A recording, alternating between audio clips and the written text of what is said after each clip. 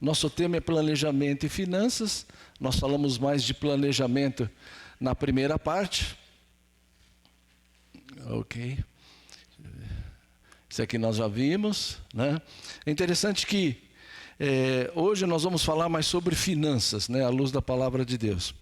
E é importante que para nós, se na primeira parte nós falamos de planejamento, nós demos até uma dica lá do PPP, você lembra do PPP? Tem gente que já está aplicando, isso é bom. E é importante que a gente saiba, né, como nós precisamos administrar o nosso dinheiro que Deus nos dá. Afinal de contas, vem de Deus. O recurso vem de Deus. Você pode falar que você tem saúde, você é sarado ou sarada, mas é Deus quem dá, né? Então, tudo é dele. Então, nós precisamos só saber administrar. Para isso, pedir sabedoria. Se você abrir a Bíblia lá essa semana eu estava lendo a vida de José. Que homem incrível, né? E quando eu começo a primeira aula na PUC, que eu dou aula lá, e eu falo do melhor e o maior administrador que para mim é José. Né? Como esse homem, José da Bíblia, José do Egito, como esse homem soube administrar quando Deus falou ao coração dele, né? Em épocas de vacas magras que viriam, quando o faraó teve o sonho, e ele prudentemente pediu a ajuda de Deus, Deus se revelou a ele, e nos anos de fartura, pôs o seu celeiro, arranjou todo o estoque, durante 7 anos de vacas gordas, quando todo mundo poderia torrar, ele poupou. E aqui nós terminamos assim, a última aula, né? Lembre-se, né, daquela frase, sacrifique-se agora o que ninguém quer fazer, para que depois no futuro você possa usar das bênçãos de Deus. Foi isso que José fez. Em épocas de vacas gordas, né? Às vezes você torra, tal. Eu estava vendo os irmãos serem apresentados aqui na frente. Irmão Humberto, né? Muito prazer, querido. Buenos dias, que tal? Quando eu morei na Argentina, né, com a minha família, muita gente falava, Ângelo, lá, torra o seu dinheiro, agora você foi como executivo, aproveita, tal. Não é bem assim a história. Né? Então nós precisamos ter sabedoria de Deus para que quando Deus nos dá oportunidades de fazer as coisas, a gente seja sábio. E é isso que nós vamos fazer na segunda parte da lição, né? Falar de finanças. E para falar de finanças, nós temos que saber alguns princípios. Gente, quem não teve problema financeiro? Eu já tive problema financeiro, talvez os irmãos já tiveram também. Quem não teve ainda, né? Não vou falar se prepare, porque Deus tem um plano para cada um diferente, mas é uma área muito delicada, né? E para a gente poder falar de finanças, tem alguns princípios que você precisa saber. Como administrar o seu dinheiro. O que você precisa saber? O que você precisa saber? Está pequenininha? Dá para você ver aqui daqui? Dá? Um princípio importante. Dinheiro, como nós falamos na primeira aula, é motivo, por exemplo, no Brasil, de 28% dos casais se separarem. 28% dos divórcios no Brasil é por conta de dinheiro. Nessa pandemia, 17% dos casais se separaram por conta de dinheiro. Porque houve perda de emprego, a renda caiu. O dinheiro, por isso que a Bíblia pede para a gente tomar cuidado, porque o dinheiro, se você olhar só para ele é a raiz de todos os males. E se você continuar lendo lá em 1 Timóteo, ele fala que muitos nessa cobiça se desviaram até da fé. Então o dinheiro, ele chama muita atenção. E a primeira coisa que nós temos que saber é que o dinheiro é para honrar a Deus. O que é honrar? Você e eu já ouvimos tantas vezes essa palavra honrar. Honrar é tratar aquilo que Deus te deu na expectativa dele. Ou seja, o que Deus espera que você faça com o seu dinheiro? Certamente não é torrar. Também você não precisa ter a falsa impressão de que eu não vou gastar, não vou viver a vida. Não é isso que nós estamos falando. Mas ser prudente na administração. E um ponto que nós temos que honrar é a Deus. Com os nossos bens, com os dízimos, com as ofertas, missionários. Estava ouvindo aqui, vendo a irmã Zilá falar, né? Nós lá em casa ajudamos também a sustentar um missionário que está na África, Moçambique. É privilégio você, parte dos seus recursos, ajudar alguém. É honrar a Deus. Traga os dízimos, traga as ofertas, mas honre no que Deus te dá. O que você precisa saber de um outro princípio? Em condições normais, nós precisamos trabalhar para ter o dinheiro. Eu não sei se você vem de uma família abastada, que não precisa trabalhar, vive de renda, né? É tranquilo, mas Deus nos ensina que é do suor do nosso trabalho que nós vamos adorar a Deus. Então nós temos que ter o privilégio de administrar o dinheiro trabalhando, porque a Bíblia fala lá em 11, Provérbios 13, 11, de que dos nossos recursos é que vamos sobreviver. Por isso que nós abrimos a aula no domingo passado dizendo que o diligente, né, tende à abundância, mas a pressa excessiva à pobreza. Então nós precisamos saber que não só honrar a Deus na expectativa dele com o dinheiro que Deus nos dá, mas você tem que trabalhar, né? Do suor do nosso rosto nós vamos comer. Nós não precisamos jogar em loteria esportiva, viu? Não precisa capitalização lá do Silvio Santos, né? Telecena, nós não precisamos de nada disso. Não precisamos fazer nenhuma fezinha, não é por aí que nós vamos sustentar-nos. Deus vai nos sustentar. Podemos ter dificuldades, até nós falamos domingo passado, né? Quando a gente orienta alguém, quanto que você pode pensar em guardar? O brasileiro hoje fica desempregado de 11 a 14 meses. Você deveria ter essa reserva, trabalhar para essa reserva, porque em condições normais, um desempregado no Brasil fica 11, 14 meses sem emprego. Você deveria ter essa reserva. Não é uma reserva de emergência, reserva para você pensar no caso, né, de um infortúnio, algo parecido. Outro princípio no dinheiro, nós temos que ser honestos para ganhar o dinheiro. Né? Não especular, não querer tirar proveito de situações. A Bíblia fala lá em Provérbios 11:1 que Deus se alegra com o peso justo. Né? Nós que somos da área de finanças, né? E a gente ouve, por exemplo, na época, no comecinho do ano, de imposto de renda, né? Eu sou técnico em contabilidade, mas eu sou economista, né?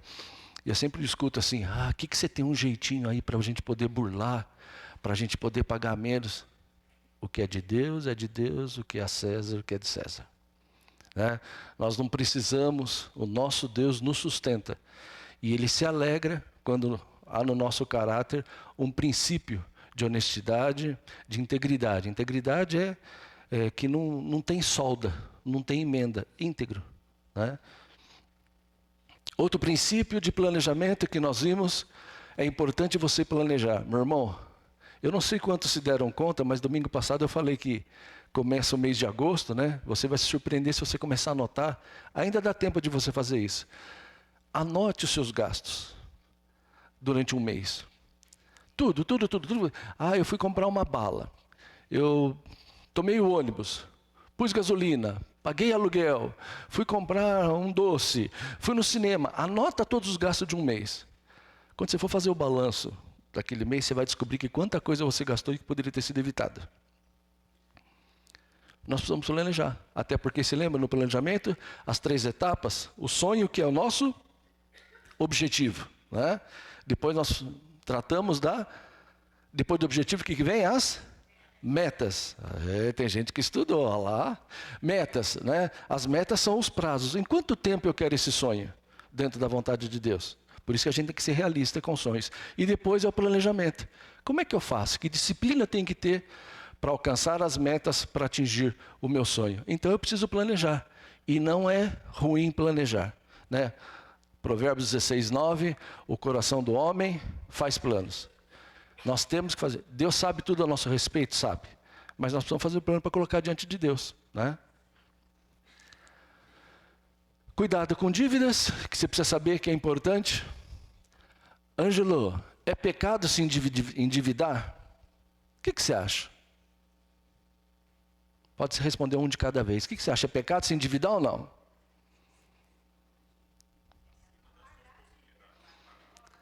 Queridos, uma coisa importante você tem que saber. Você tem que ser realista com a sua vida. As recomendações são sempre as mesmas. Não faça prestações, não compre bens com muitas prestações, seja honesto com o seu orçamento. O fato não é se você pode ou não ter dívidas. O fato é de você dar o passo maior do que a perna. Porque depois do endividamento, o que vem? Vem inadimplência.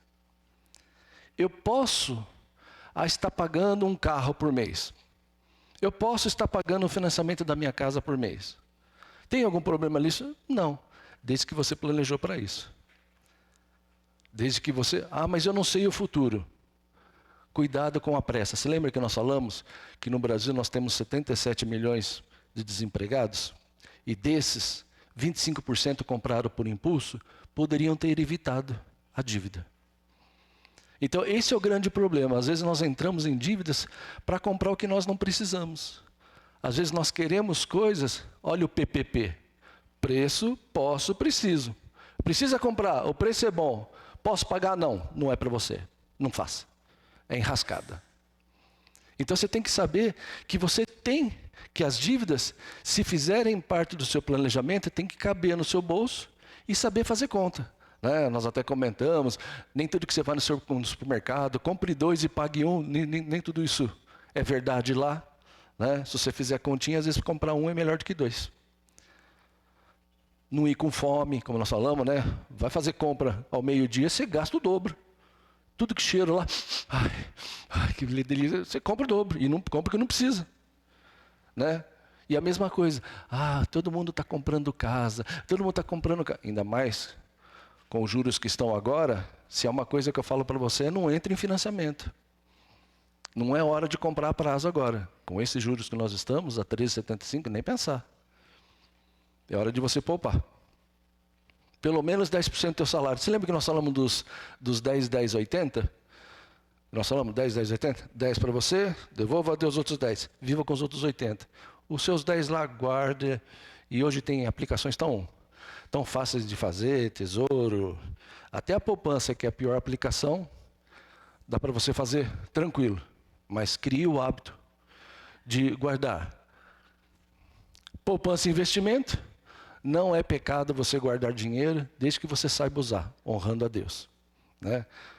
Lembre-se de honrar a Deus. O que você está fazendo com o dinheiro? Agrada a Deus? No gastar, no guardar, que propósito você tem? Então, o planejamento e investimento, a Bíblia fala que há tesouro na casa, que há azeite na casa do tesouro. Ou seja, na sua casa, se você for prudente, você e sua casa vão beneficiar da sua administração. E aí volta a dizer, a boa administração não é de quanto você ganha, é como você gasta. O princípio de finanças é não gastar mais do que você ganha. Você ganha 1.000, é até 1.000 que você pode ir. Mas o cheque especial tem 7.000 de limite.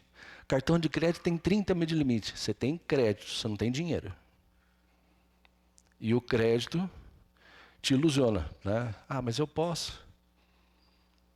Então você investir, e nós também tocamos domingo passado, entre pagar as contas e guardar dinheiro, o que você faz primeiro? Paga as contas. Mas eu tenho 3 tipos de conta, vai pelo que tem os juros maior. É por lá que você vai negociar. Mas por quê? Porque lá você vai ter mais desconto. Você pode trocar de dívida,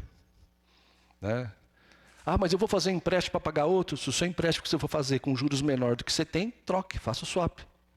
É uma maneira de economizar. Então, investir também significa de você andar corretamente. Cuidado com a pressa. Ângelo, eu tenho 30 anos, eu quero ser milionário. O que eu faço? Nós já falamos, se você guardar R$830 por mês, em 30 anos você é milionário. Você tem o seu primeiro 1 milhão. Mas a pressa excessiva faz-nos pecar. A Bíblia fala que peca quem é precipitado. Por isso que se planeja primeiro. Tudo tem seu tempo. Claro que é diferente uma pessoa que tem 50 anos, 60 anos. Nós vamos falar disso, se Deus permitir, já já. E eu quero terminar hoje a aula, eu queria fazer um teste com vocês. É a prova. Se vocês passarem na prova, vocês podem vir no culto à noite. Não, brincadeira. Padrão de vida, cada um no seu pedacinho. Você tem irmãos na igreja, no seu trabalho, que ganha 1.000, que ganha 10.000, que ganha 20.000, cada um com seu padrão. Nunca se compare. É uma coisa difícil, viu? Às vezes na igreja, em alguns pontos, a gente se compara muito com os outros, né? O importante é você saber que o seu padrão de vida é de acordo com a sua realidade. Quando a gente fala padrão de vida, nós estamos falando de qualidade de vida. Não é das riquezas que você tem. A Bíblia até fala, né, o Salmo 62:10, se as tuas riquezas prosperam, não ponha nelas o teu coração. Vai passar. Jô Soares morreu, já estão brigando quem vai fazer a herança.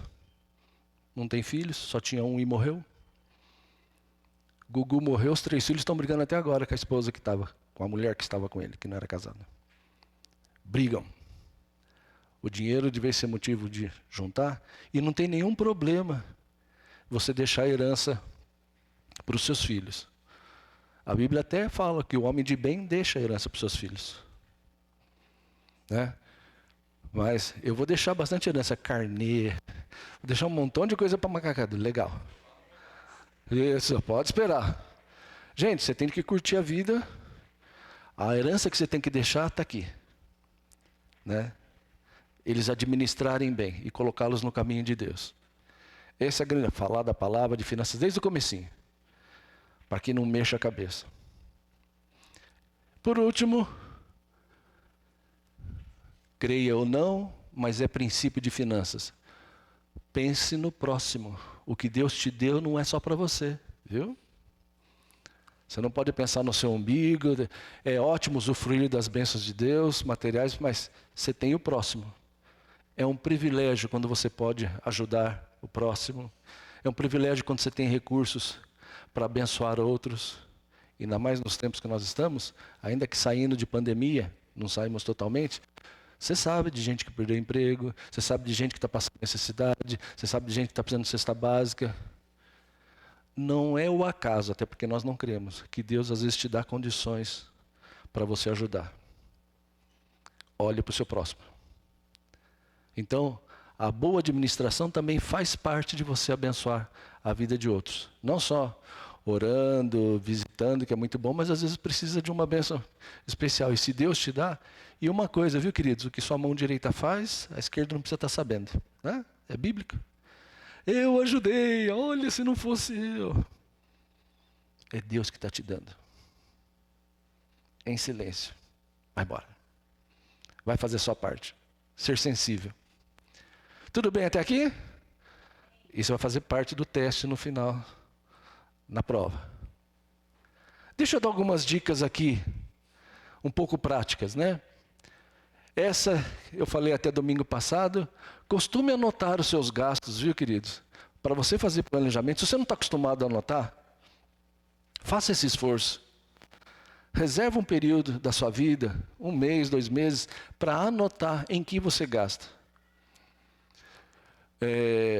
Nós que somos cristãos, né, evangélicos, eu sei de irmãos, por exemplo, que acaba a igreja, não vejo nada de mal nisso, só vejo na consequência depois. Eu conheço família que todo domingo almoça fora. Pode almoçar fora? Pode. Precisa ver se PPP. Não tem nenhum problema. Esses gastos, eu não sei se você sabe, comer fora, está aqui embaixo. Comer fora, saiu na revista Exame. Saiu na revista Exame segunda-feira. Em casa, você sabe quanto fica em média você comer em casa? Você fazer comida para você individualmente, quanto fica? Em média, R$17 você comer em casa. Em média, comer fora, R$42. Quase 3 vezes mais. Pode fazer? Pode. Mas é muito mais caro comer fora. Está no seu orçamento? Você pode. Por isso que é bom você planejar a sua vida. E isso vale com relação a muita coisa, né? Às vezes você vai comprar remédio Pode comprar genérico, é mais barato? Compre. O princípio é o mesmo. Por que você vai... Ah, você pode ter 2 carros? Pode, mas se puder com um te satisfazer, vá com um. Você precisa saber analisar as coisas quantitativamente e qualitativamente. Se eu falar para você, é melhor você pagar aluguel ou melhor você pagar financiamento da casa? O que você me fala? Olha a resposta que eu vou tirar ponto.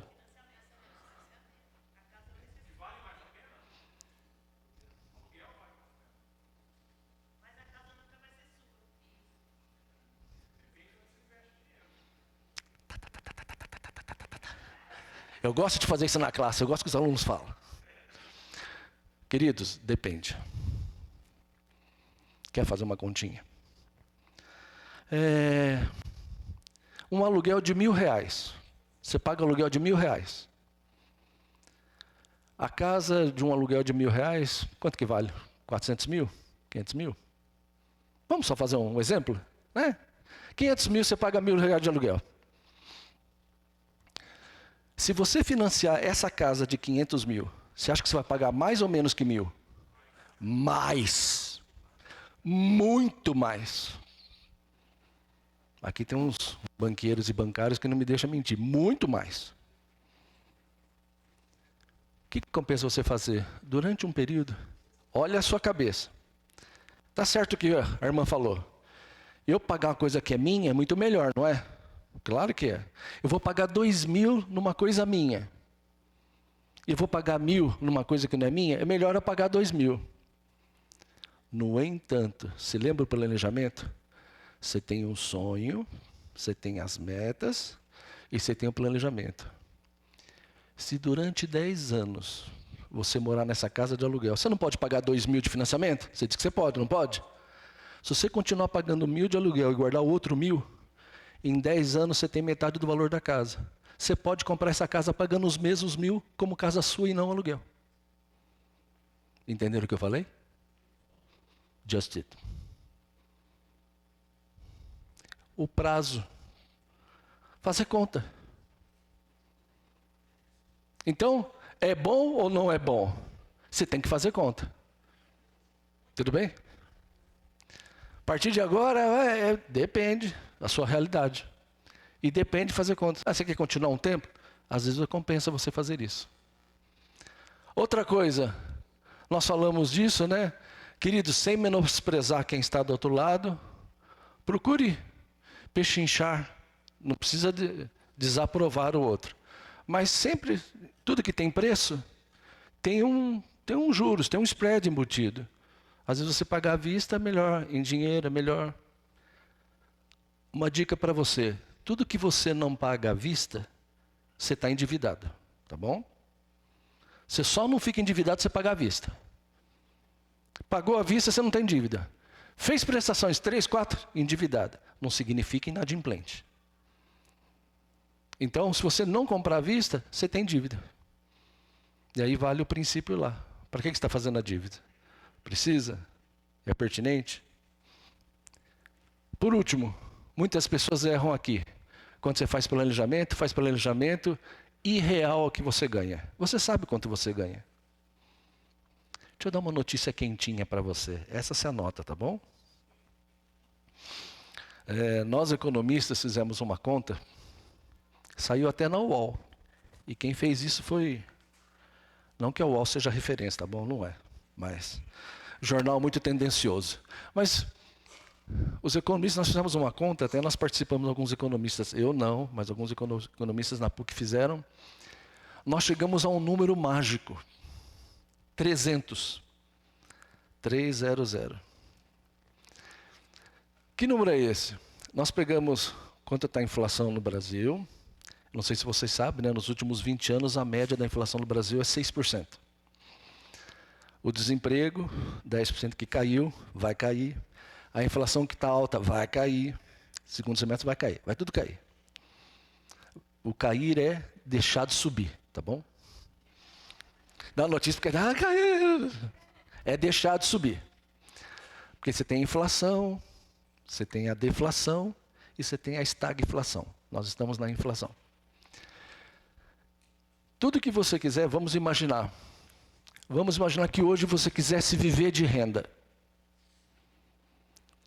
Tudo bem? Hoje eu precisaria de 3 mil para viver. Multiplica por 300. Quanto que dá? Quanto? 900. Você precisa ter guardado para se aposentar hoje 900 mil reais. Eu vivo com 2 mil. 2 vezes 300, 600. Ah, eu tenho 10 mil. Eu, minha família, nós temos gastos, 10 mil. Multiplica por 300, quanto dá? 3 milhões? Você precisa ter 3 milhões. Tanto no alto quanto no baixo, o que você pensa. Essa é uma conta que até quem fez as contas, pensando em aposentadoria. Nossa, quanto eu vou me aposentar? Quanto que eu preciso ter? Multiplica por 300. O que você pensa, tá bom? Hã? O tempo você planeja, né? Eu só estou te dando o dinheiro, né? Ah, 10 mil, eu preciso de 3 milhões. Você vê no seu planejamento quanto você consegue encaixar para ter os 3 milhões. Eu preciso de 3 mil, então são 900. Eu encaixo no meu planejamento quanto eu preciso ter. E o bom dessa conta é que você pode todo dia aumentar ou diminuir, sempre multiplicando por 300. Oi, Lori.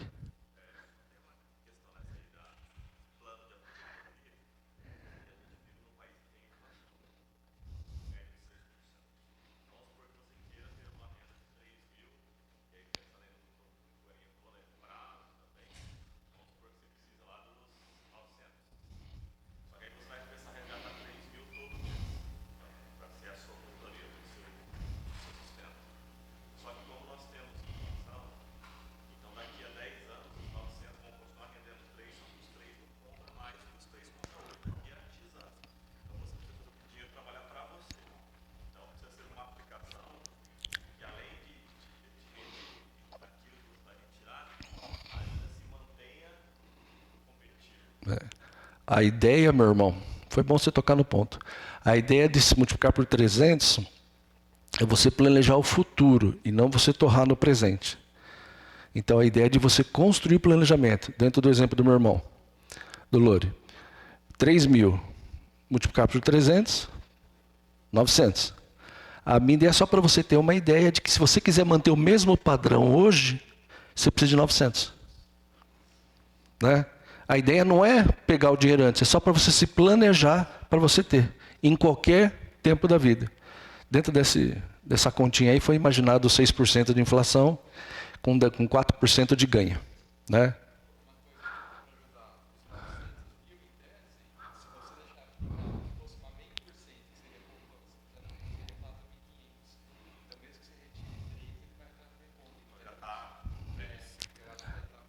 Por isso que tem os 4% a mais. Então, queridos, é bom... Oi, amado.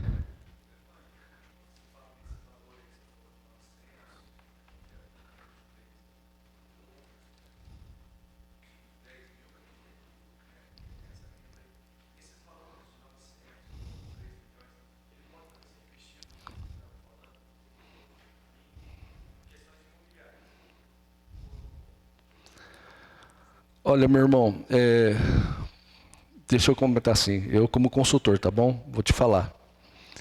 Nós precisamos tomar cuidado que dentro da nossa vida nós temos posições econômicas e financeiras, né? Não é a mesma coisa, economicamente e financeiramente. Eu sou uma pessoa econômica. Quando eu falo aqui dos carros, do bem, do sítio, não que eu tenha tudo isso, tá bom? Tudo que você tem, tá bom? E financeiramente é o que você tem disponível em conta, aplicado, que você possa virar dinheiro. No país que nós estamos agora, Brasil, com essa taxa de 13,75 de Selic, 13,75, né? Queridos, não compre nada agora, até porque nós estamos em época de eleição, não é bom fazer financiamento de nada. Porque na hora que começar os debates, vocês vão ver que a bolsa vai subir e descer. Porque o que um candidato falar, o outro vai falar, a bolsa vai oscilar. Então, com um valor de 13,75, aplique CDB, aplique CDI, LCA, LCI. São títulos tão seguros, até nós falamos aqui na igreja domingo passado, né? Você sabe, tem um fundo garantidor que você tiver até 250 mil no banco, se o banco quebrar, o governo te dá os 250 mil, até 250 mil. Se você tiver aplicado nesses fundos. Não em ações. Ações não. Ações é risco. Então, se o banco quebrar, você perdeu. Mas tem esses títulos, né, que são atrelados. Você compra, você está emprestando dinheiro para o governo. Quando você põe CDB, CDI, LCLC, você está dando dinheiro para o banco. O de banco ele faz com o seu dinheiro e empresta para o governo. E ele te remunera por isso. Por isso que é fácil você perceber, né? Quando o banco fala assim, guarde o seu dinheiro. Onde ele pede para você guardar o dinheiro? Na poupança, que te dá meio. E quando ele pega o dinheiro para emprestar para alguém, ele paga. Ele cobra 7, 8, 9, 10% ao mês. 300% ao ano. Esse spread, essa diferença, é o que o banco é a matéria-prima do banco. Então, pode se aplicar? Tudo que é fundo, tudo que é ações são riscos, porque você trabalha. Quem aplica em ações hoje, porque está esperando em 10 anos depois. O americano, né? Eu tive lá nos Estados Unidos algumas vezes. Queridos, o americano, ele não tem 13º, ele não tem 1/3 de férias, né? Ele não tem nada disso. Como é que ele guarda o dinheiro? Ele compra em stock options, eles compram em ações. Né? Ações, o negócio deles é comprar ações das empresas que são negociadas na bolsa para ter mais dinheiro, porque lá o juro nos Estados Unidos é 2,25, 2,75. Rende muito pouco, mas é uma nação segura. Por isso que quando começa a subir os juros nos Estados Unidos, eu tiro o dinheiro daqui e ponho lá. Mas como é que pode ganhar menos lá? Por causa do lastro. Aí é um pouco de economia, né? Tem país que é mais seguro investir. $1 aqui vale tanto quanto $1 lá. O real nosso não vale lá. É lastro. Né? É o que a gente tem. Se o Brasil fechar, que nem os bancos. Se todo mundo aqui pegar todo o dinheiro no banco mais seguro que tem, se todo mundo pegar todo o dinheiro no mesmo dia, quebra o banco. Porque todo mundo está sacando, ele não tem o lastro diário para aquilo lá. Mas a movimentação, uns depositam, outros tiram, né? Então, está por trás de uma... Eu, particularmente, né? Em épocas assim, até o final do ano, é prudente. Primeiro, economizar. Se puder, pague suas contas. E se poupar, aplicações tradicionais. É muito melhor. Pelo menos a previsão é até maio, junho, ter essas taxas altas e inflação mais baixa. Então, compensa você aplicar em CDB, RDB. Então, fundo imobiliário, meu irmão, teve um tombo agora grande, né? Fevereiro, março, quem estava aplicando... Porque aluguel, o que está por trás de imobiliário? Os bancos, eles pegam contratos alugados e se ele consegue reajustar, ele reajusta você. Como nós estamos em época difícil, os aluguéis estão sendo reajustados para baixo. Porque todo mundo não está conseguindo pagar o aluguel. Tanto é que se você alugar uma casa, dificilmente, talvez você tenha essa experiência. Você não consegue repassar o preço à inflação, porque o cara fala assim, olha, se você repassar, eu mudo de casa. E às vezes é preferível você não negociar, pagar, ter pouco e ter, do que você querer ganhar em cima. Está difícil, né?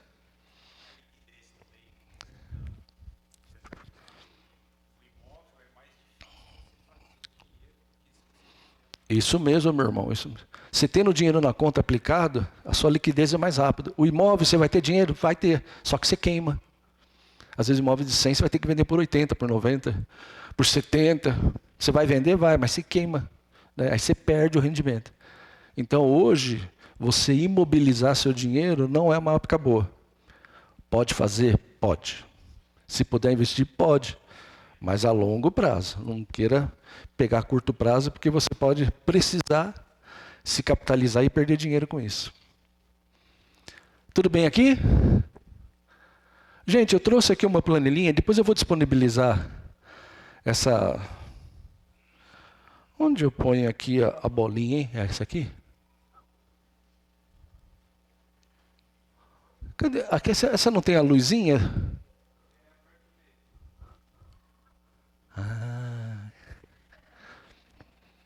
Queridos, essa aqui, ó, é uma planilhinha simples, né? E aqui você tem o quanto você para você anotar. Se você não tem exemplo nenhum, eu trouxe isso, tá bom? Depois você vai ver. Aqui é o que você ganha. Até nós comentamos na semana passada a diferença do que você ganha e do que você recebe.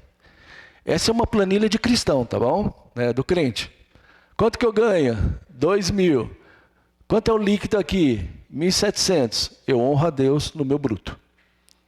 Porque Deus não tem nada a ver com o benefício que você tem. Eu ganho 2.000, mas recebo 1.700. Mas o INSS é benefício teu para você se aposentar. E ganha no imposto de renda. Imposto de renda depois você vai abater ou não. É só benefício teu. É a mesma coisa que falar assim, eu ganho 2.000, mas eu tenho emprestado 1.000 por mês. Eu recebo 1.000. Mas você tomou dinheiro emprestado para tirar do seu lerite. Então não é justo você fazer com Deus isso. É uma opinião, a maioria, é um consenso quase que geral que o dízimo é do bruto. Mas tem queridos que tiram do líquido. Do líquido é como se estivesse fazendo um pouquinho de negócio com Deus. Deus te dá tanto e você faz o que você quiser com o dinheiro. É desse tanto que nós temos que honrar a Deus. Estou falando aqui só um abre e fecha para os dizimistas, né? Que é bênção ser dizimista. E volto a dizer, tem muitos crentes que não descobriram o privilégio de ser dizimista. Quando você descobrir a graça de ser dizimista, você vai vivenciar o que a Bíblia fala. Provai-me nisto, se eu não vos abrir as janelas dos céus e não derramar sobre vós bênção sem medida. Malaquias 3:10. Mas, não, espera um pouquinho, vou fazer o plano aqui. O que sobrar é de Deus, parecendo favor. Deus não precisa do meu dinheiro, Deus não precisa do seu dinheiro. Mas a fidelidade de Deus faz toda a diferença na nossa vida. Experimente ser dizimista. Aqui é uma planilha, e aqui, né, queridos? Todos os gastos, você tem que fazer as contas de modo que você, aqui embaixo, tem o suficiente para se empatar, está no lucro nos dias de hoje, tá bom? Né? A conta que você faz aí, Ângelo, não dá para sobrar. Tá bom, se empatar. Agora, se está prejuízo, eu não sei se vocês sabem, essa semana saiu uma reportagem, olha que interessante, 21% dos brasileiros têm 2 empregos. Às vezes, precisa você trabalhar. Hoje eu tenho 2 empregos. Né? Tem a consultoria e tem a faculdade. Durante muito tempo, quando eu perdi emprego, fiquei um tempo desempregado, quando voltei, precisei ter 2 empregos para compensar o que fazia antes. Se você pode, qual é o problema? Né? Desde que você utilize o seu outro emprego para ajudar realmente a pagar a conta, não para aumentar os seus gastos. Né? Mas que interessante, eu não sabia disso. 21% dos brasileiros têm 2 empregos. Tem queridos e queridas aí que trabalham. Né? Precisa trabalhar? O dinheiro está tão curto. Vai trabalhar. Né? A Bíblia fala que é para a gente, quem não trabalha, não coma. Vamos trabalhar, gente. Mas a situação está difícil. Tem situações que às vezes você não tem condição de trabalhar porque ainda a porta... Eu estava vendo segunda-feira, tem 100 mil empregos no Brasil ligados à TI que não acha gente porque não está qualificado. 100 mil, está desemprego? Tá, mas tem gente que não está estudando. Por falar em estudar.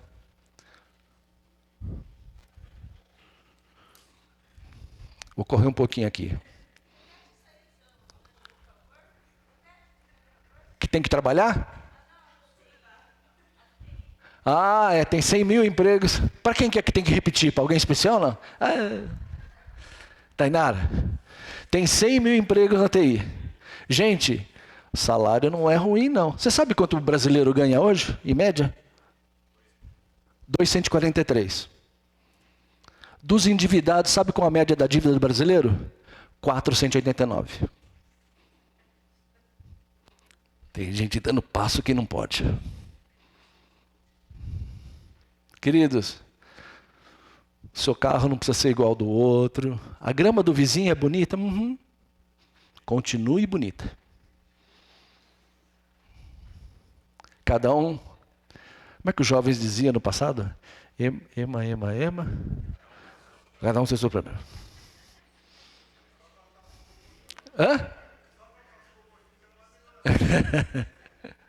Queridos, Você pode perguntar, onde eu invisto? O que eu tenho que fazer? Se você tem, na idade de 20 anos, a melhor coisa que você tem que fazer é estudar. Você está na faixa dos 20 anos, normalmente 20 anos está solteiro ainda, 21, 22, 23. A melhor coisa que você tem que fazer é estudar. Falar idiomas, inglês, espanhol. Hã? O que é? Falar idiomas? Ah! Tem que falar. Com 20 anos, tem que falar. Eu contei a história do Davi, do carrinho e do hominho aqui no domingo passado? Não contei? Quando eu morei na Argentina, né? O Davi tinha 6 anos e lá começa a se alfabetizar com 6 anos. Aí eu levei o Davi para a escola lá. Um mês o Davi voltava no caderninho dele desenhando um carrinho e um sol. Todo dia ele voltava no livro, a gente ia ver um carrinho e um sol. Um carrinho e um sol. Reuniões de pais e mestres, né? Porque o que meu filho só faz isso? Aí eu fui lá, né, com o professor. Falou, nossa, parabéns pelo seu filho.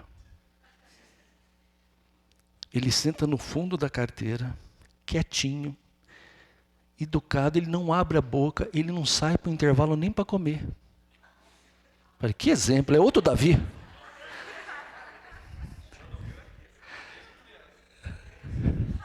Aí eu falei assim, querido, Veni, chamei o professor lá.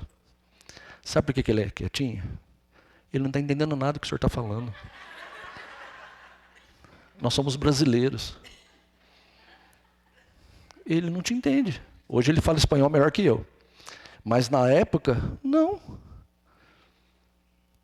Querido, perdona-me, Senhor. Aí fizeram um intensivo com o Davi. Para compensar, deixava o Davi na escola de manhã e de tarde. Jogávamos bola juntos, né? Tinha lá o grupo dos argentinos contra os brasileiros, mexicanos, bolivianos. Lá na Argentina tem muitos estrangeiros. E aí desenvolveu o espanhol. Por que eu estou contando isso? Lá a cultura já aprendeu inglês, tinha palavrinhas lá, desde o comecinho, com 6 anos. A alfabetização na Argentina hoje piorou muito, infelizmente. Na Argentina está muito pior. Até por conta do socialismo, tipo de governo, ledo engana. Mas na época, né, estava legal. Você tem que estudar. Investir nos seus filhos até os 20 anos, 22. Enquanto eles estiverem na sua casa, se bem que nós estamos na geração canguru, né? A turma parece que demora para sair de casa os filhos, né? Parece que tem que falar, vai, ama. Não, não é o caso dos meus, que foi tranquilo. Não, estou tranquilo, estão na fase. A próxima a casar, daqui 10 anos só. Não, brincadeira. Não. Então, queridos, mas você tem que saber que os jovens estão saindo mais tarde de casa. Então, quanto mais você puder assisti-los no estudo, o emprego é melhor. Se você está na faixa dos 30, o que você tem que fazer?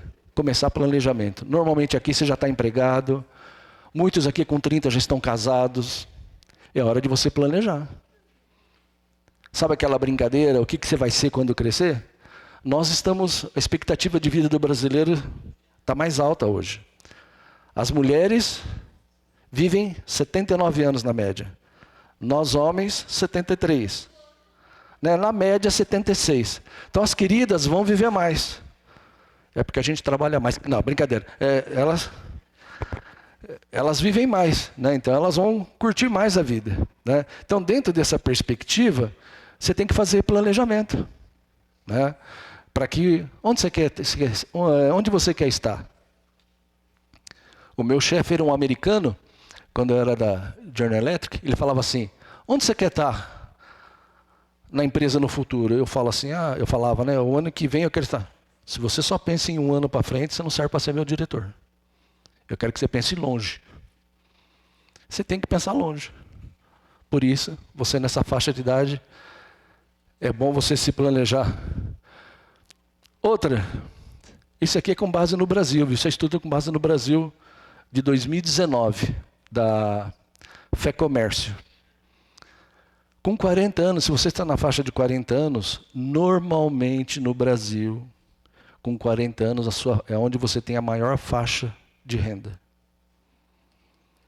Com 20 você estuda, com 30 está no trabalho, se forma, você com os 40, 45, 49, um pouquinho menos do que 40. Nessa faixa aí é onde a sua renda está maior. O que você tem que fazer? Opa! Você tem que pensar, se você não conseguiu adquirir alguma coisa antes, você tem que fazer uma poupança, investimento forçado aqui, até para se planejar. Se vivermos, se Deus permitir, chegarmos nisso, né? Claro que nossa vida... Quero vir à noite na igreja, não sei se eu virei, porque Deus é quem sabe. Mas o futuro pertence a Deus. Nessa faixa de idade, é a hora que você tem que estar pensando também investimento, guardar. Você não sabe o que guardar? Guarde 10% do seu salário. Você não tem o que fazer, você não tem planejamento? Os últimos estudos falam assim que você, funcionário público, tem que ter pelo menos de reserva, de emergência, 3 vezes o teu salário. Se você é CLT, 6 vezes o teu salário. Se você é autônomo, 10 vezes o teu salário para emergência. Porque é autônomo, né? Tem mês que tem mês que não tem, tem mês que não tem, tem mês que não tem, tem mês que tem. Aos dentistas. Né? E é normal, também sou assim. Né? Como consultor, tem mês que tem mês que não tem. Com 50 anos, você tem que começar a pensar em organizar suas finanças. Claro que os mais jovens agora vão se aposentar depois dos 60, 65, né? Mas nós que somos mais experientes, nós temos uma aposentadoria. Quando eu fui me aposentar, acho que eu não contei essa história aqui não. Quando eu fui me aposentar, em 2000, quando, gata? 2014? 2014. E eu aposentei não é por idade não, porque eu sou um gato, né? Quando eu fui me aposentar lá, o cara do INSS falou assim, olha, o senhor trouxe todos os comprovantes, eu comecei cedo, realmente comecei cedo. Comecei em banco, era office boy de banco. Entregava cheque sem fundo na casa dos clientes. Menininho, né? Continuo menininho, mas... Quando chegou no INSS, cara, tá tudo certo, eu sempre guardo tudo. Eu sou um cara muito organizado. Quando eu disse para os irmãos, eu tenho uma planilha até 90 anos. Então, até 90 anos, na dependência de Deus, eu sei onde eu vou estar, com quem vou estar, quanto eu vou ganhar, o que vou gastar. A fase da gente muda. Fase que tem jovens em casa, já tem gente casada, agora é fase de neto, né? As coisas vão mudando, né? Mas o controle está tranquilo. Precisa de mais neto, né? Então, depois eu vou conversar com a Mônica.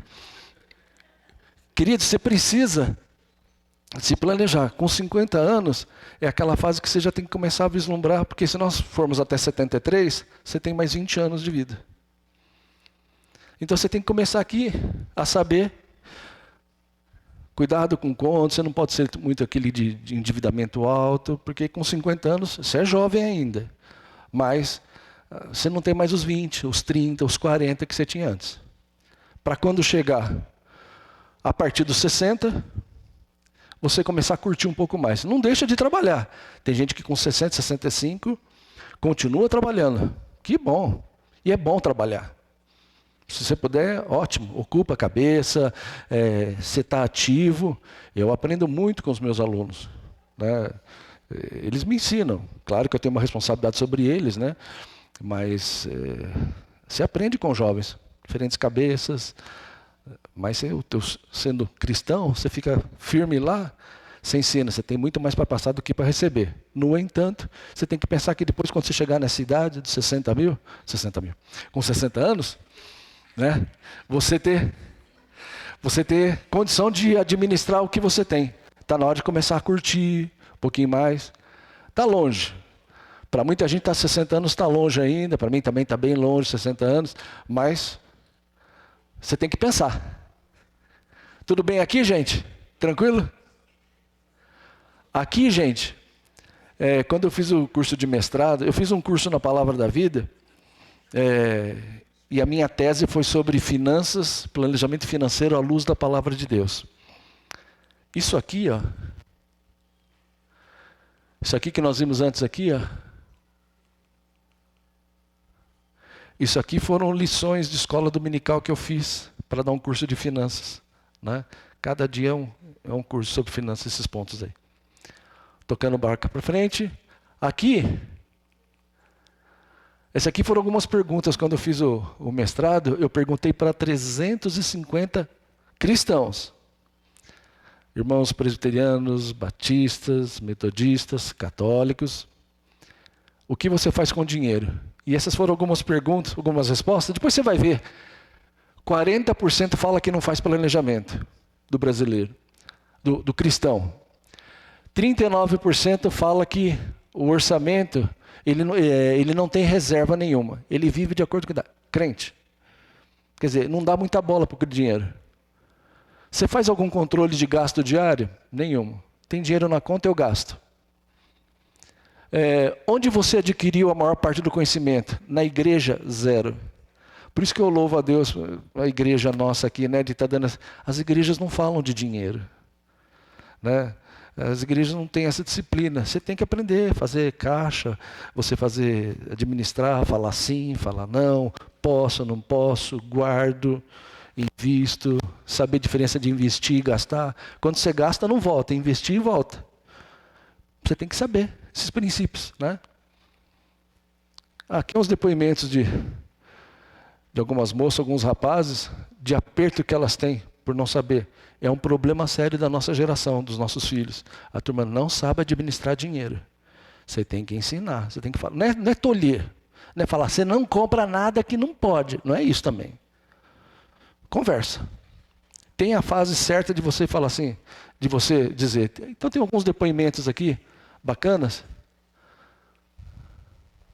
Meninos que falam assim, eu moro com meu pai e não pensava no meu futuro. Agora eu estou mais velha, nunca tinha parado para pensar em guardar dinheiro. Né? E cuidado, pais, para vocês não deixarem dívida para os filhos. Né? Pelo menos se você não der dor de cabeça para eles, já está bom. Tem marido que quando for para o céu, a esposa vai segurar cada abacaxi. E o contrário é verdadeiro. Você tem que pensar no planejamento, sim. Faz parte.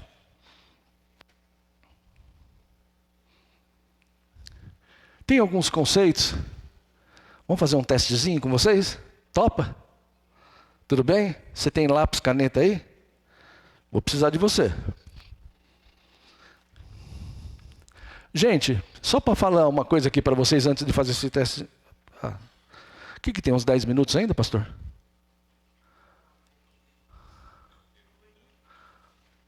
Então, gente, até 1h o curso. Às 13 horas termina. Queridos, só para falar uma coisa para vocês. Consumo é o que você compra, que você precisa, para a sua necessidade. O consumismo é quando você compra o que você não precisa. Então, quando você fala, eu sou consumista, você está dizendo em que sentido? Você consome o que é necessidade, ou você é um consumista no sentido de, eu compro o que eu não preciso. É aquelas compras que eu falei por impulso. Essa é a definição para essa brincadeira que nós vamos fazer aqui agora. Você sabe a diferença de desejo e necessidade? Você tem que saber disso. Quando você faz planejamento, quando você vai casar, quando você está noivo, depois que você casou. Viu, Kevin? Tem que conversar sobre finanças, sim. Né? Tem que sentar. Mas eu vou casar. Começa a planejar agora. Eu já sei de casais e não há nenhum problema, porque a mulher ganha muito mais do que o homem. Qual é o problema? Se você for orgulhoso, isso vai ser briga dentro de casa. Por que você pode e eu não posso? Então, queridos, Deus pode fazer isso. Quando eu fiquei desempregado 2 vezes, quem segurou as pontas foi a baixinha. Nenhum problema. Que bom. Estou pensando em ficar desempregado mais vezes. Queridos, são às vezes circunstâncias que Deus te coloca. Então, desejar num planejamento é aquilo que você sonha. A necessidade é aquilo que você precisa.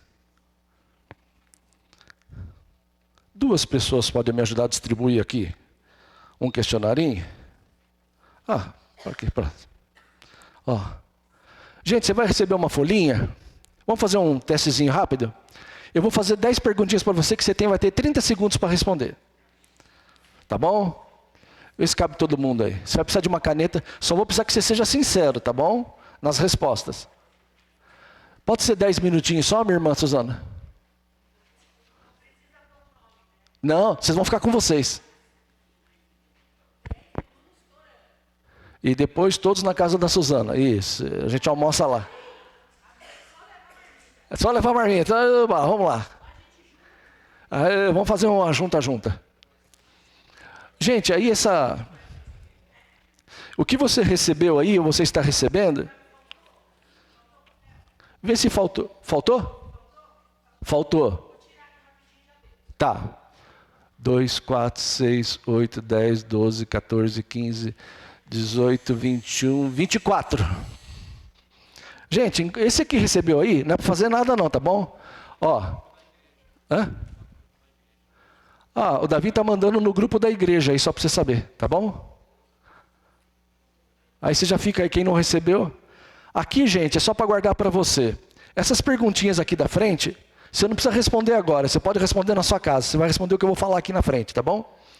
Isso aqui é só para você ter uma noção, como é que você lida com as suas finanças. Tá bom? Então aqui tem perguntinhas para você vai fazer na sua casa, né? Você tem dado prioridade ao dinheiro, aos bens, além do que deveria? Sim ou não? Suas decisões têm sido tomadas com base principalmente no dinheiro? Sim ou não? Só para você fazer uma autoavaliação na sua casa, tudo bem? É para você.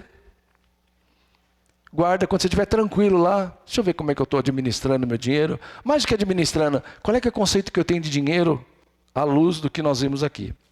O que nós vamos fazer aqui agora é um exercício de consumo. Você é consumista ou não? Se você partir do princípio que você pode comprar coisas que são necessárias, você consome, você é um consumista normal. Se você compra, e aqui tem algumas atividades, você só vai descobrir, isso aqui pode ser um ponto relevante para você, viu, meu irmão, viu, minha irmã? Se você está fora da curva. Você pode até se descobrir, talvez um dos problemas da minha família esteja aqui, por causa da minha atitude. Tudo bem? Então, gente, eu vou fazer uma pergunta e você vai responder assim. Você está vendo aí? Você consegue ver? Se você não conseguir vir, pode vir para frente, tá bom?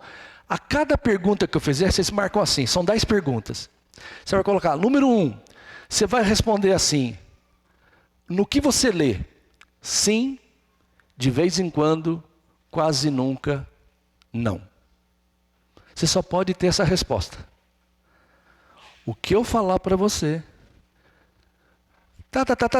sim, de vez em quando, quase nunca, ou não. Combinado, gente? Tá vindo? Tem mais xerox lá? Tá vindo? Mas vai dar tempo de quando chegar aqui? Primeira pergunta, tudo bem? Você tem 30 segundos para responder. Tá bom? Seja sincero. Sim. Quase nunca. Olha lá, tá chegando aí mais aí. Então vamos lá, 30 segundos para...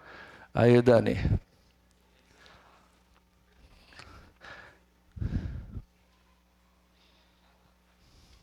Ok.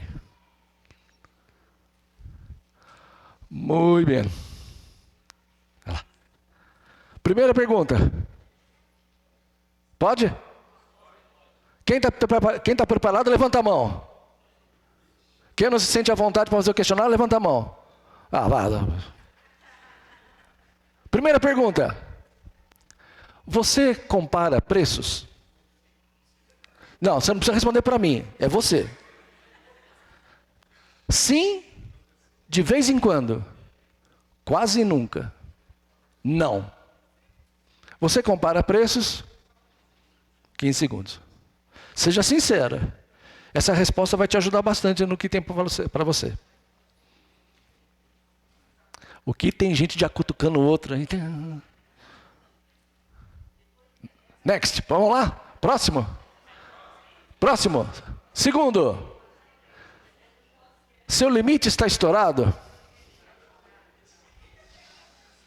Lá, no banco. Ou não sei. Sim, de vez em quando. Quase nunca. Não. Vamos lá? Próximo. Marca aí. 1, tal pergunta, tal resposta. 2, 3. Seu momento de lazer é ir às compras? Tem umas irmãs que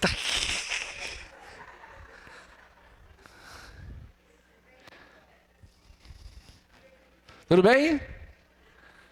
Próximo. 4. Você sente vontade de comprar quando está triste?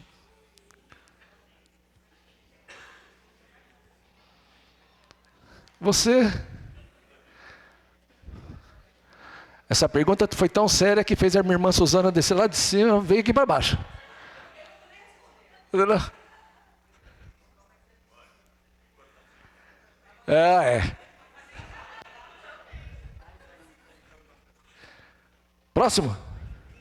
Próximo. Você se arrepende após uma compra? É só as 4. Sim, me arrependo. De vez em quando eu me arrependo. Quase nunca me arrependo. Ou não me arrependo. Só essas 4. Mais ou menos, depende da circunstância. Não tem isso.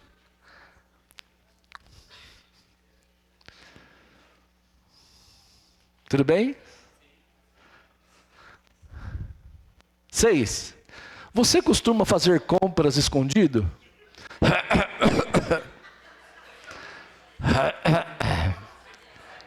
Ai, é hoje que se metade da igreja não voltar, porque eu sei que brigaram lá em casa. Ai. Se metade da igreja não vier hoje, eu sei que foi essas perguntas. É para você. Depois compartilhe se você tiver curiosidade ou coragem, tá bom? Ó, para você, sinal. 5 minutos. Vamos lá? Pronto? Até aí tudo bem? Ficou alguma coisa para trás? Tranquilo? 7. Você compra algo que acabou de ver?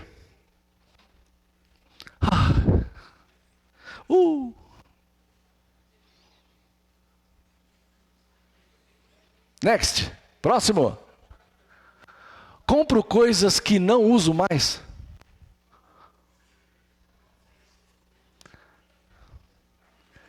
Gente do céu, vai ter gente que não vai vir para a igreja à noite, não é possível. Apanhar. Eu não quero ser ocasionador de brigas, hein? Próximo. Você tem 2 produtos iguais na sua casa? Você comprou, já tinha.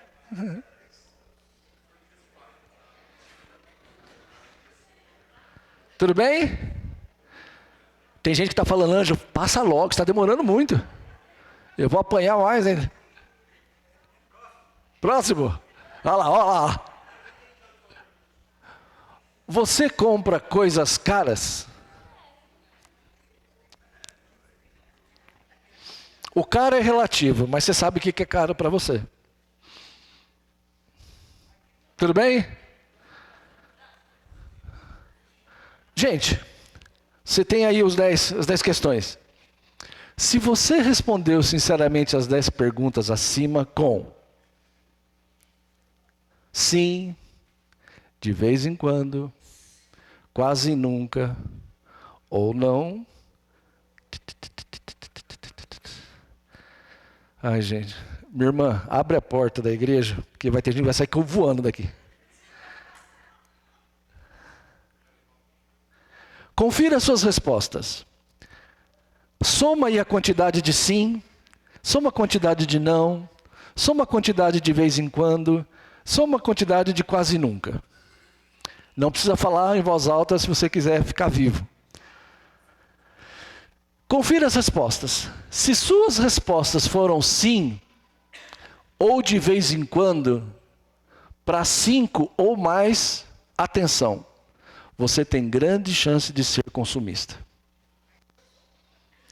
Se somar as questões cuja resposta foram sim, e de vez em quando, 5 ou mais, alerta para você, você é consumista. Compra o que não pode, ou compra o que não deve, ou compra por emoção, ou é impulsionado.